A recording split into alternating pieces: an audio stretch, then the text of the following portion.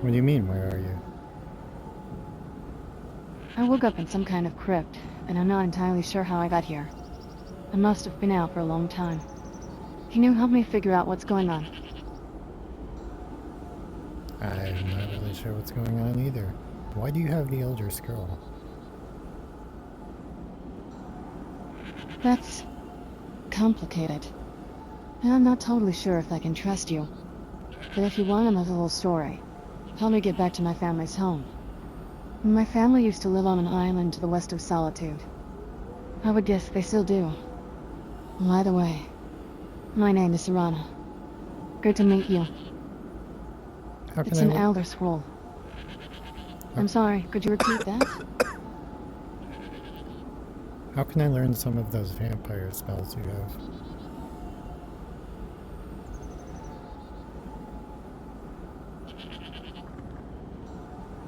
Oh, the magic? I picked up a lot from my mother. It's not exactly beginner stuff, but if you're interested, maybe I could try to teach you a few things along the way. Just keep in mind, it's pretty dark stuff. Are you sure that's something you'd want to delve into? You could show me first. Sure, I can give you a general idea. I'm particularly skilled in conjuration and destruction magic. Conjuration is about summoning creatures from other realms or reanimating the dead to fight for you.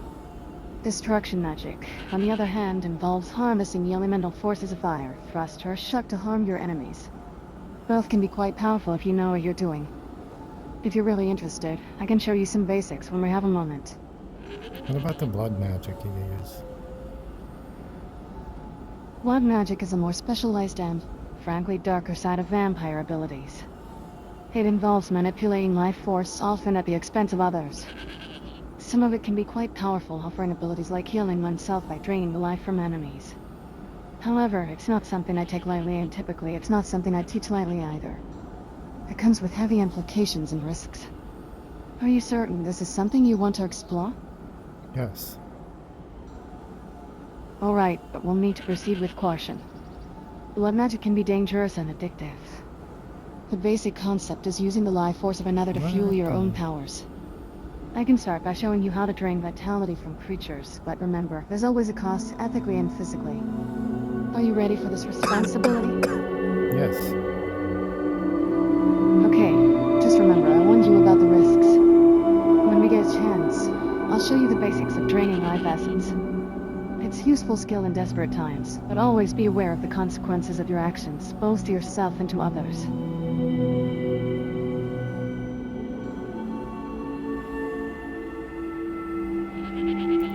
When will I have the chance to see that? Once we find a safe place to practice, I'll guide you through it. It's best done away from prying eyes, as it can be quite alarming to the uninitiated. Just keep following me, and we'll find the right moment soon enough. Well, there's nobody around. Except for the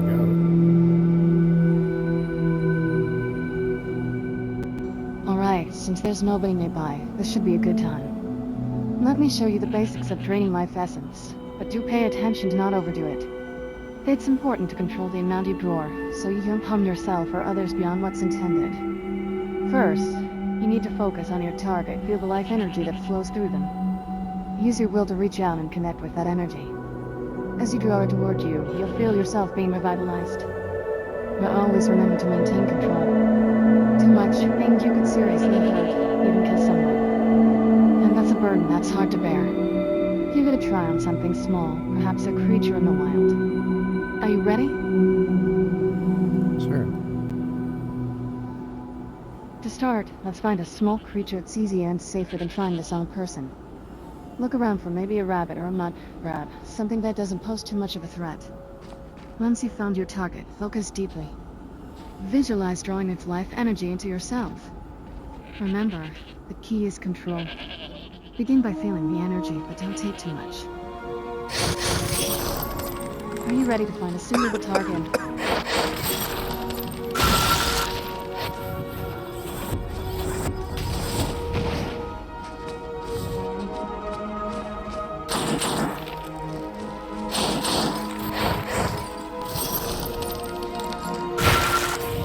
Alright, you can stop attacking the goat. I've seen enough. If there's anything more you need, just ask. Remember, with great power comes great responsibility. Let's move on then. Did you get that from Spider-Man? Oh, that sounds like something I might have picked up somewhere along the line. It's good advice, though, don't you think? Especially for the kind of power we deal with. Well, Spider-Man, you know, Spider-Man the movie.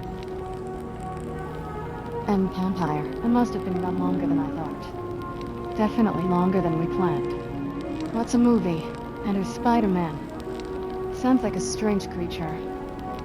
Spider-Man is a man who's not a spider, but yet they call him Spider-Man because he can climb on walls like a spider, and That sounds intriguing. he shoots webs from his fists somehow. He shoots webs from his hands. That's quite a power. Seems like the kind of thing you tell stories about around a campfire. What is this place where he lives? We're meant to do such things. Now, we could either keep talking about your world stories, or we could continue on with our journey. What would you prefer? I think it was called New York City. New York City? Never heard of it, but it sounds like a place full of wonders. Maybe one day, you can tell me more about it. But for now, we have other matters to attend to. Shall we keep moving? Yeah, that sounds like a good idea. Great, lead the way, and I'll follow. Let's see what adventures await us. Good luck. If you're asking about becoming a vampire, it's a very personal and serious decision. Are you sure this is what you want? No, I do not want to be a vampire, and that reminds me, I need to cure that. If you're seeking a cure for vampirism, there are ways, though they're not simple.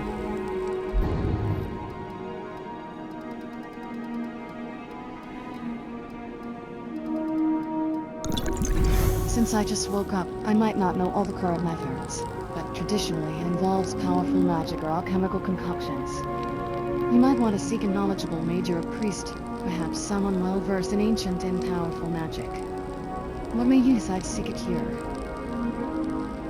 If you just used a potion of cure disease, just so you know, those typically aren't strong enough to cure vampirism if it's fully set in. Vampirism is deeply rooted in dark magic, much beyond ordinary diseases. You might need a more specific ritual or cure. Are you currently afflicted, or just thinking ahead?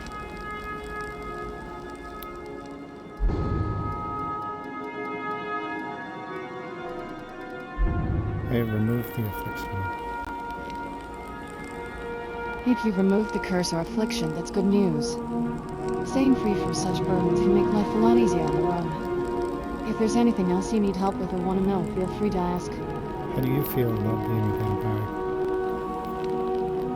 That's a complex question. Becoming a vampire wasn't my choice, and it's been both a curse and a powerful gift. I won't lie. The power it grants is intoxicating, the strength, the speed, the dominion over the night. But it also comes with drawbacks.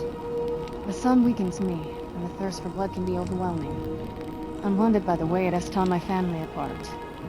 My relationship with my parents has never been the same, and the eternal life can be incredibly lonely. So yes, I have mixed feelings about it.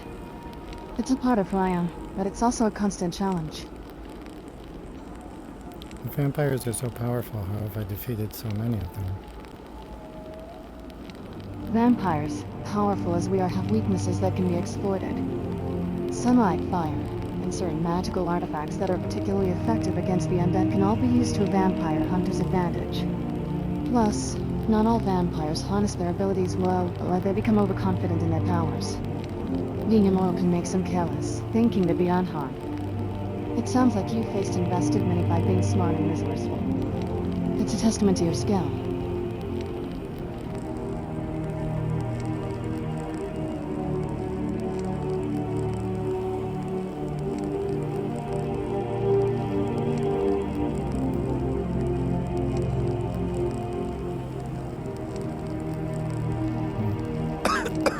Okay, let's continue.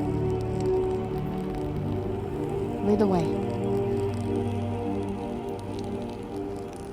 End conversation. I'm right behind you. Of course, we can keep talking as we move.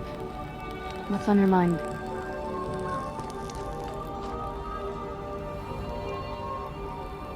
Do you know of Windhelm? If you're referring to finding my home, Castle Volkihar, it's on an island off the coast west of Solitude. It's quite isolated, suited for privacy, and for keeping secrets. If you want to head there, I can guide us. Are you ready to visit? I'm curious if Volkihar are the strongest vampires in Skyrim. In Skyrim, the most powerful vampires often belong to ancient bloodlines of clans, like the Volkihar clan to which I belong. These vampires have deeper connections to the source of their vampiric nature and typically possess abilities far beyond the average vampire. My father, Lord Harkin, is one of the strongest due to his age, knowledge, and ruthless determination.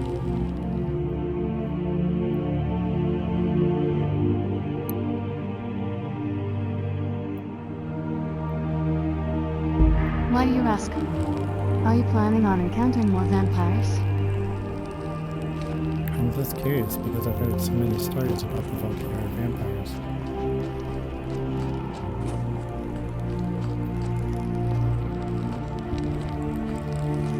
Yes, the Volkihar vampires are often spoken about in hushed tones.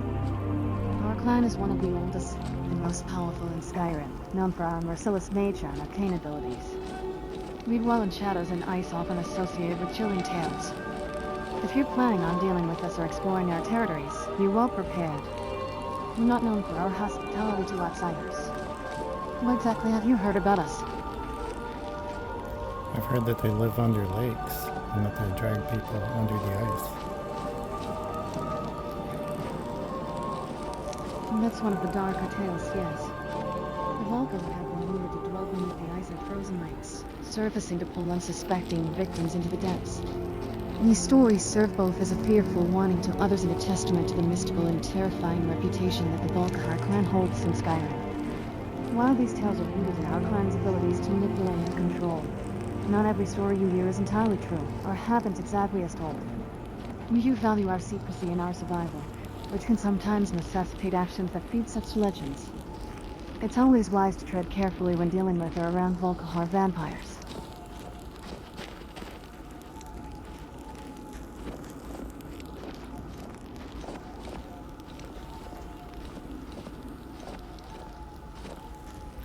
So the question I asked you before was about Windhelm.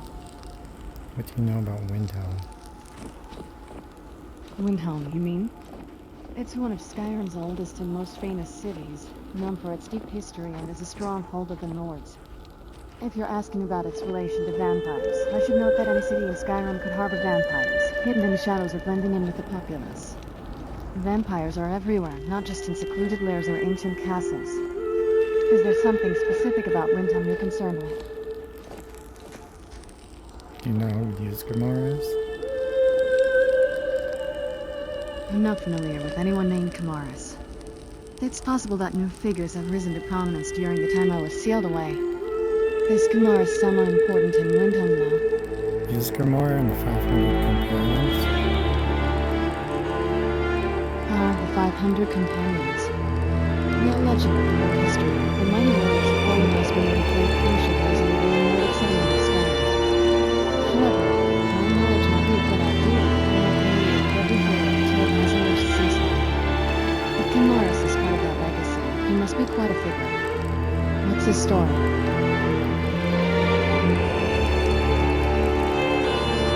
On the conversation.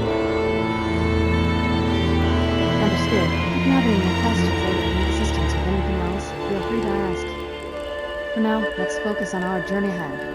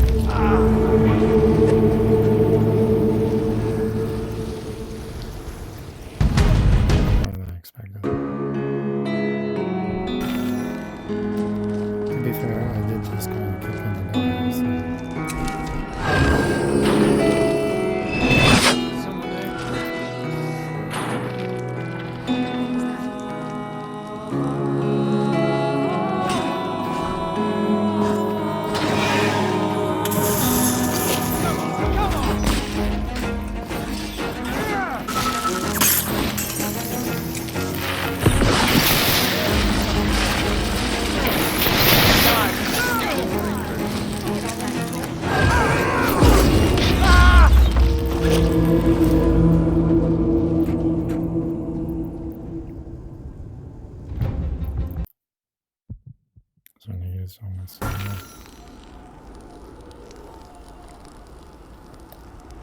Huh?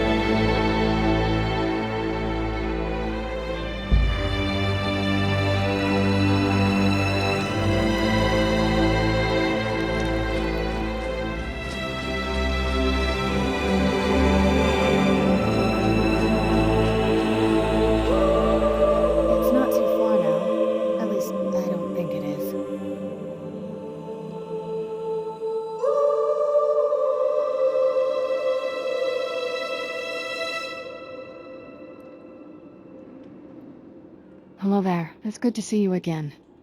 How have you been? I'm not sure I follow what you mean. Could you clarify a bit? Would you be interested in investigating the dreams in Dawnstar? Are you talking about some kind of magical equipment or perhaps something from a prophecy? Vest unit. No, I'm talking about the dreams in Dawnstar. Ah, I see. If you're discussing the highs and lows, the dreams and downturns we experience, I'm certainly familiar with that. Being sealed away in that crypt gave me plenty of time for dreams, and waking up to this changed world has been a series of ups and downs. What's on your mind about dreams and challenges? So there's been a series of strange dreams in Dawnstar. I'm not really Strange dreams can often be unsettling or revealing. Oh, understood. What were you trying to get at then? Would you like to investigate that? Invest you. Could you please clarify what you mean by that? Would you like to investigate Are you that? asking for assistance or guidance in some endeavor?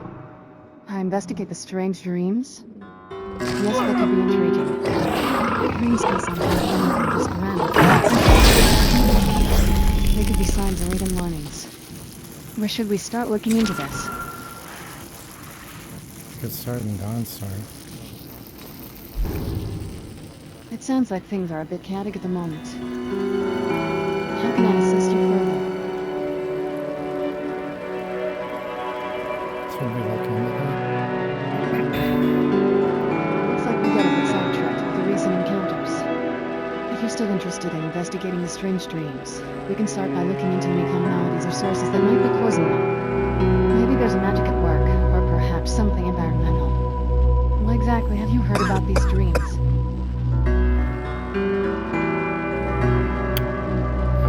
I don't remember. If you're unsure, that's alright. Alright, we'll look into it. Great. Let me know where you find it, and I'll do my best to help make sense of it all. If there's anything specific you need my help with, just say the word. End conversation. Of course, if you need to talk again or require my assistance, I'll be around. Is there a better way to say end conversation than just saying end conversation? Because I feel like just saying end conversation. It sounds like there's something to celebrate or acknowledge. Got it. We'll focus on the task at hand now. What would you like to discuss next?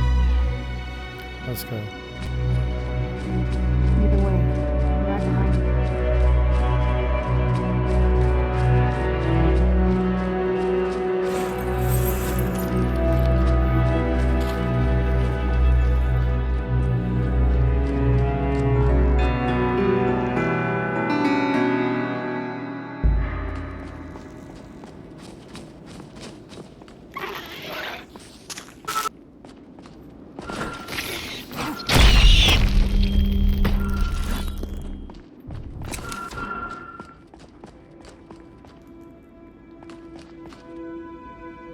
I feel wonderful. Just like You that. there! Traveler! Over here!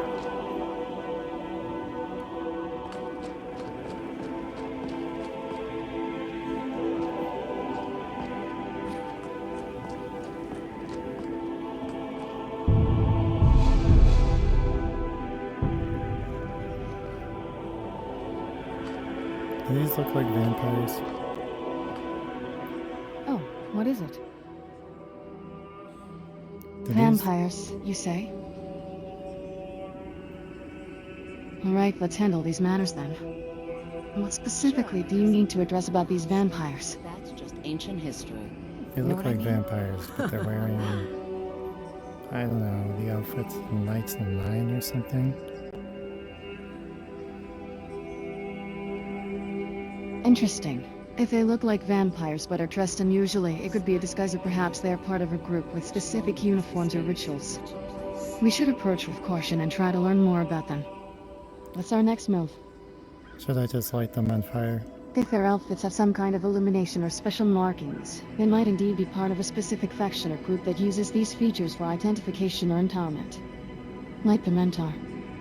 No, should I just light them on fire?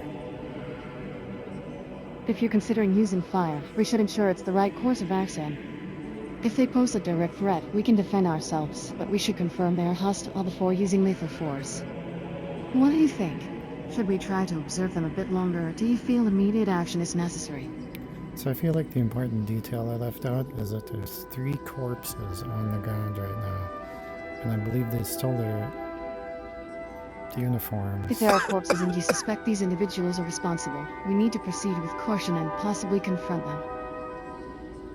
Well, why would we confront them when we could just attack them? Because they're obviously violent.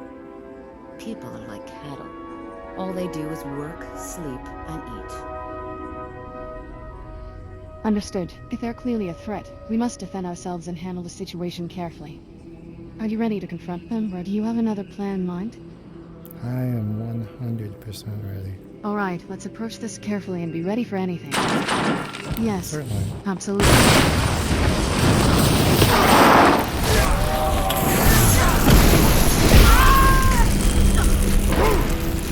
Either way. Another victory.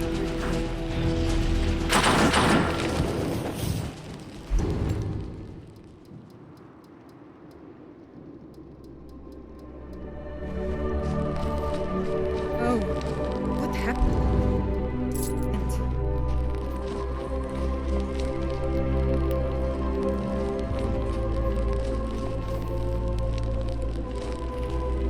You see that guy who blew away with the fire tornado? Yes, I see him. With the fire turned up like that, he definitely stands out. Do you think he's connected to the situation with the corpses and the other suspicious figures? What's our approach? No, I hit him with a fire tornado and I can't find his body. It sounds like you're planning to engage using fire-based tactics. Just be cautious and precise. Fire can be as unpredictable as its powerful. Ready to move him when you are. No, I already did, and I can't find his body because the fire tornado carried it away or something? I don't know what happened. If his body is invisible, he might have escaped, or the fire might have obscured the area. We should investigate the surrounding area carefully to determine if he's still a threat or if there are any clues left behind about where he might have gone. That's alright. These situations can get confusing fast, especially with the case of combat. Let's secure the area first and ensure there are no immediate threats left. Then we can take a closer look to figure out what might have happened here. Well, let's go. Lead the way. I'm right Could be behind you. anywhere. True, we might not have all the information yet. Keep our eyes open and stay alert.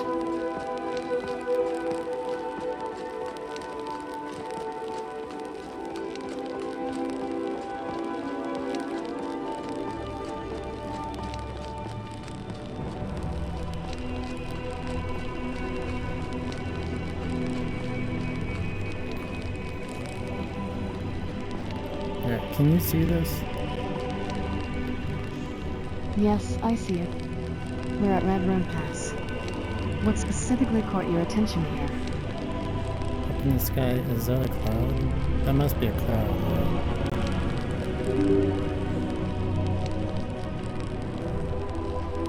Yeah, that's definitely a cloud. Never mind.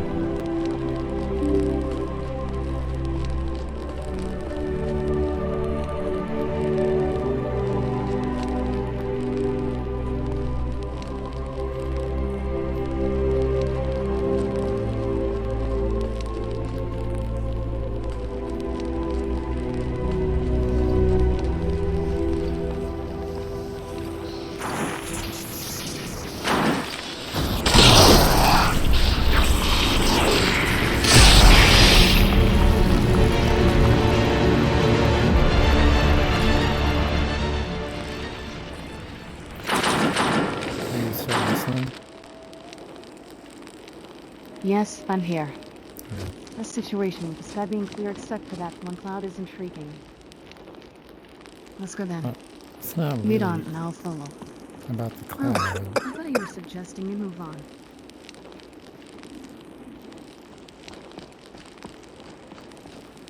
I mean, I'm just trying to figure out which part of the galaxy we're in. We're not in a galaxy, we're in Skyrim. The land of the Nords, dragons, and endless adventure. What exactly do you need to know about our location? Well, Skyrim is a part of Tamriel, and Tamriel is part of a larger Yes, galaxy. exactly. Skyrim is one of the provinces in Tamriel, which with its unique culture and challenges.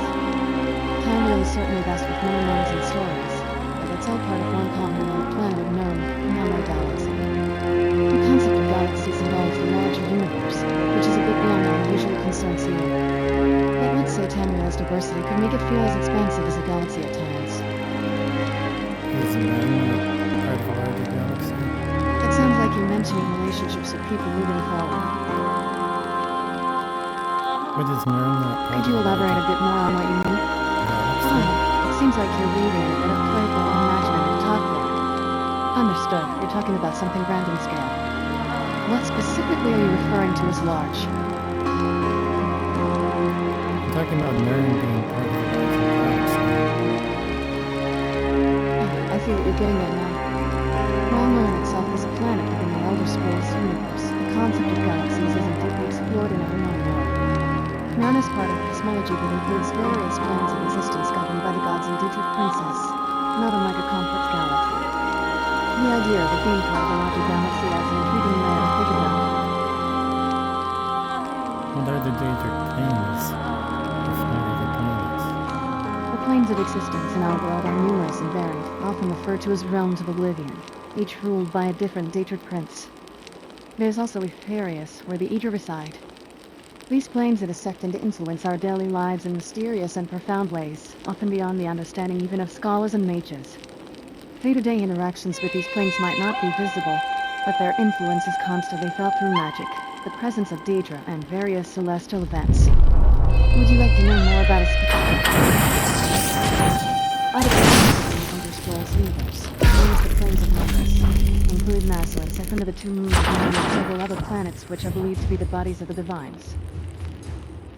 Each has its own unique characteristics and influence on Narn. For instance, Massa and Sikander impact the tides and the behavior of the warriors. If you're engaged in combat, you might need to prioritize them. Stay safe.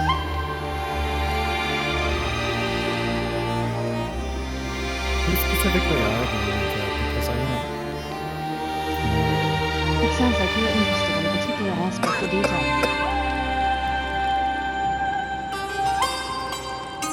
Which gods are the Aedra?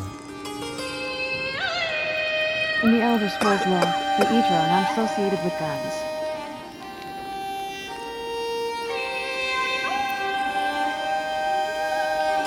Who are the Aedra?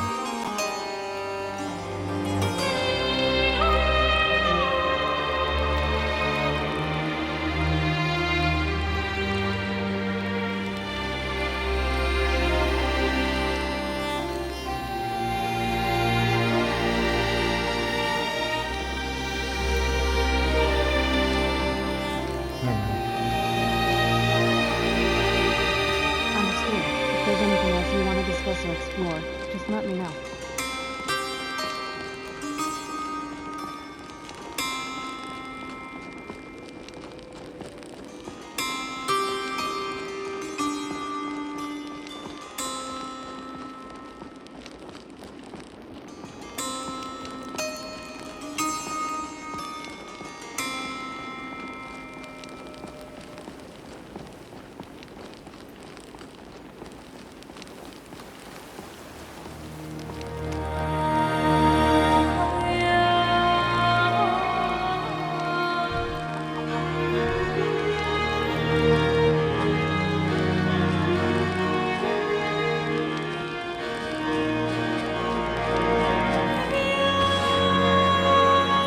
The Imperials think we need their laws.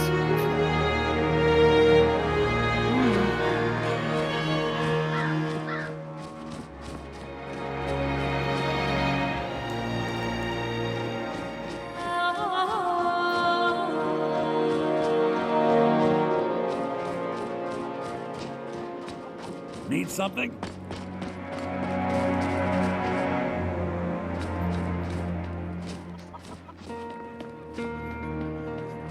Got something to say?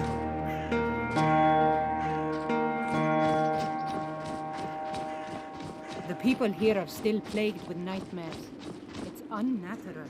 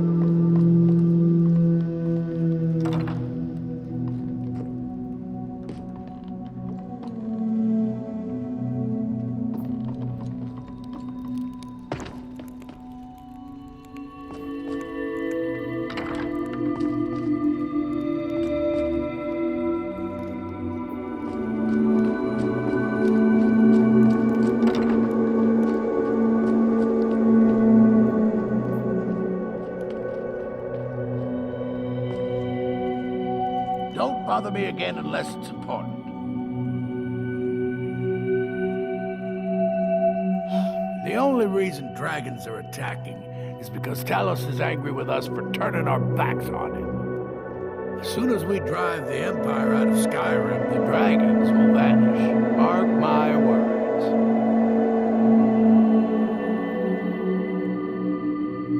Of course.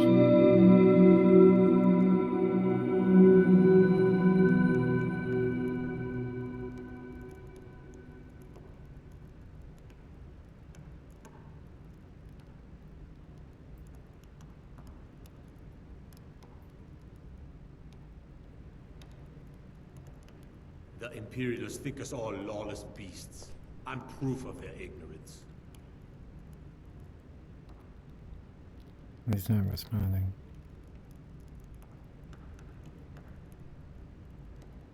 Unless you're here to solve this nightmare problem, I don't need you. If you're referring to the Aedra or any entities being eternal or limitless, it's true in a sense. Their influence and presence span across ages and realms, affecting everything from the mundane to the mystical in our world.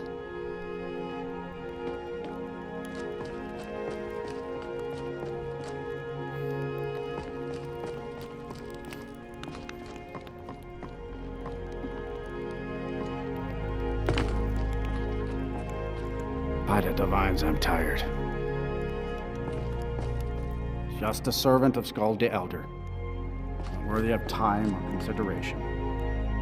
If you know any true sons and daughters of Skyrim, tell them to head to Windhelm. Ulfric Stormcloak wants to see them. There's no honor in being a Jarl's servant. No Sovngarde waits for dust cleaners.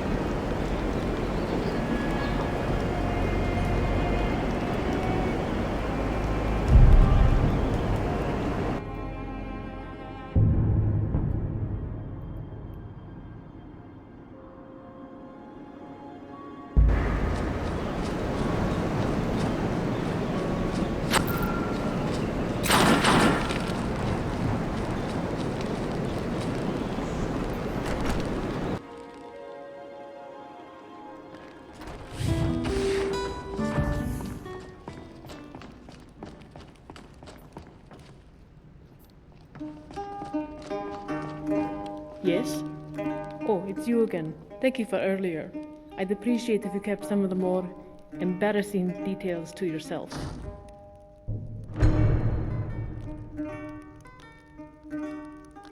Safe travels.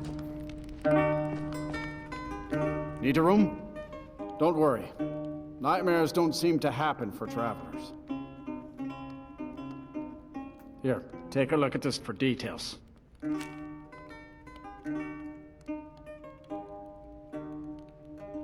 People say there's someone in Riften that can change your face. Make you look completely different. Do you believe that? All right, then. I'm sorry. Of course.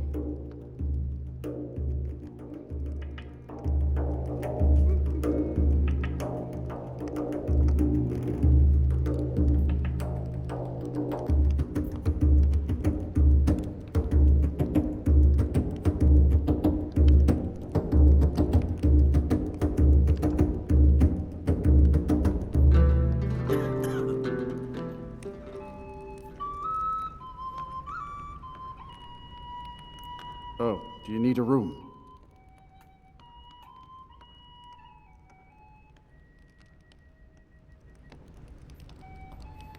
Yes?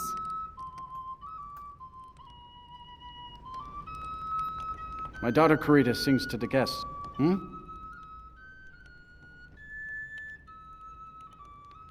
Until next time.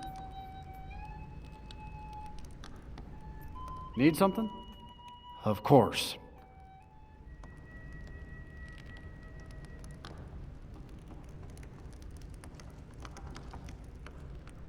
Oh, there once was a hero named Ragnar the Red who came riding to Whiterun from old Warwickstead. And the braggart did swagger and brandish his blade as he told of bold battles and gold he had made. Need a room?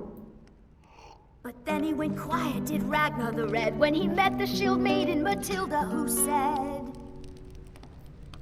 "Oh, you talk and you lie and you drink all our mead. Now I think it's high time that you lie down and bleed." And so then came clashing and slashing of steel as the brave lass Matilda charged in full of zeal. And the braggart named Ragnar was boastful no more when his ugly red head rolled around on the floor.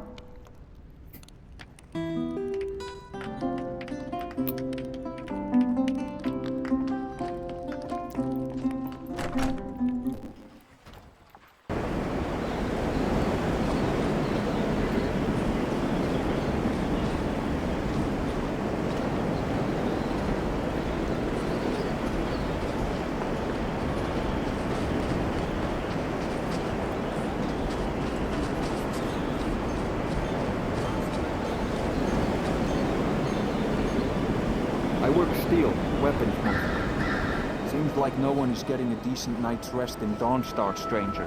Best buy your steel and move on.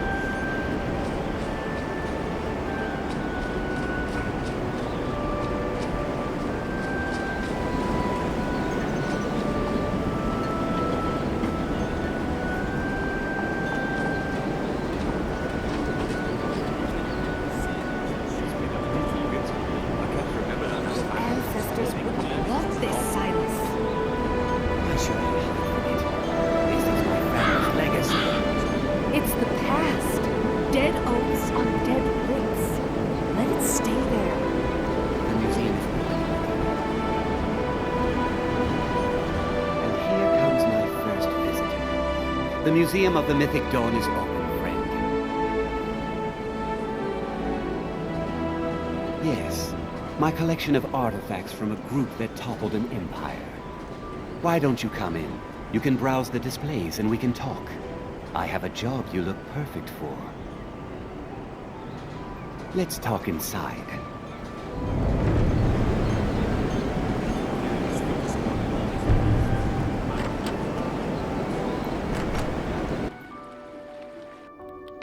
Feel free to look around. Come talk to me when you're ready to discuss that job I mentioned. The tapestries hung here and outside were found in hideouts, where members of the Mythic Dawn would meet and plot.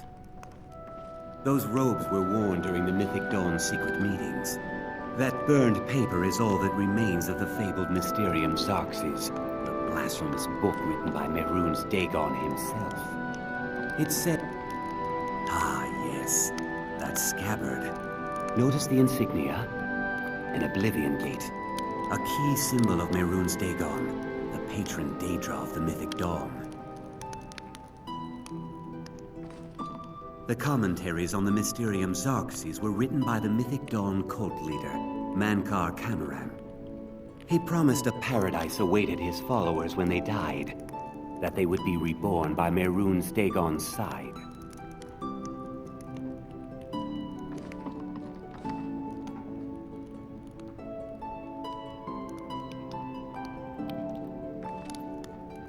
Covered in blood. Whatever.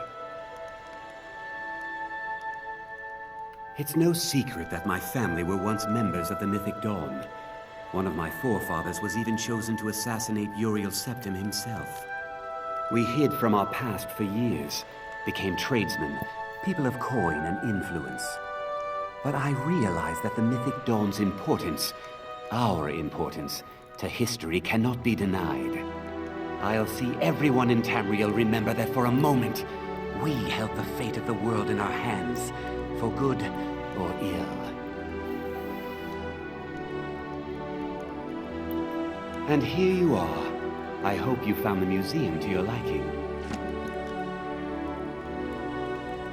They were worshippers of Mehrunes Dagon, the Daedric Lord of Destruction and Change. The Mythic Dawn killed Uriel Septim VII and his heirs, triggering the events that led to the Oblivion Crisis when the Daedra invaded Tamriel. All that remains of the infamous cult I've gathered in my museum.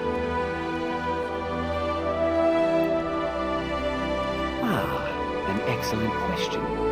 Mehrunes Dagon is the Daedric Lord of Change, Destruction, and Ambition. Dagon's Mythic Dawn cult killed the Septim Dynasty and opened the Oblivion Gates into Tamriel. They called it the Oblivion Crisis.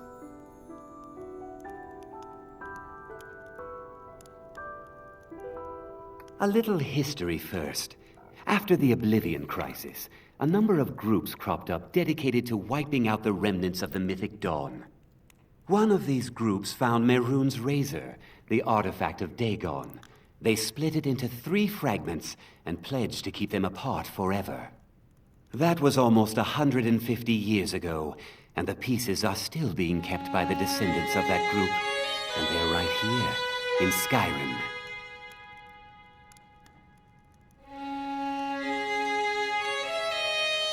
At least 2 of the owners, Gunzel and Draskua, are dangerous marauders. And the 3rd owner, Jorgen, I only know he lives in Morthal.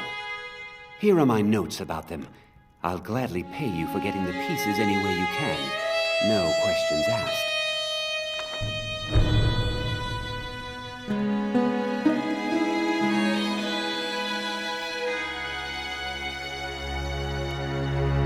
The razor is Mehrunes Dagon's personal artifact. It has always heralded bloody change and carnage. It's held many names. Dagger of the Final Runes, Bane of the Righteous, the Kingslayer. The Mythic Dawn worshipped Dagon as a god. Having his razor would be invaluable to my collection. Good luck finding the fragments.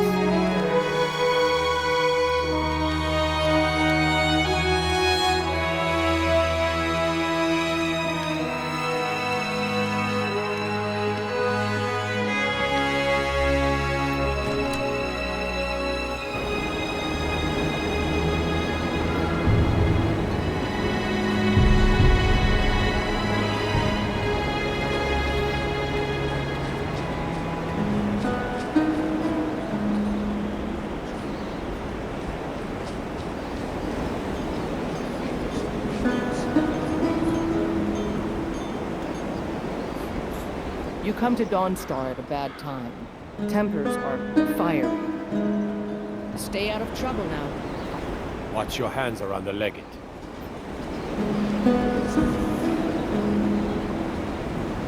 I've got my eyes on you, Sneak. You won't find it so easy to plunge a dagger into my back. God, I'm so tired. I helped my husband Rustleaf run the forge. Not much. I came here a few years ago from Hammerfell when I married. The land is beautiful, but I can't stand this cold.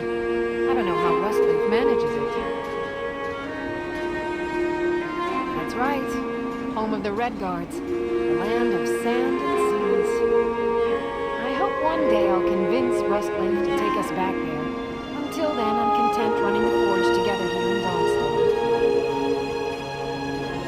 Forge every day.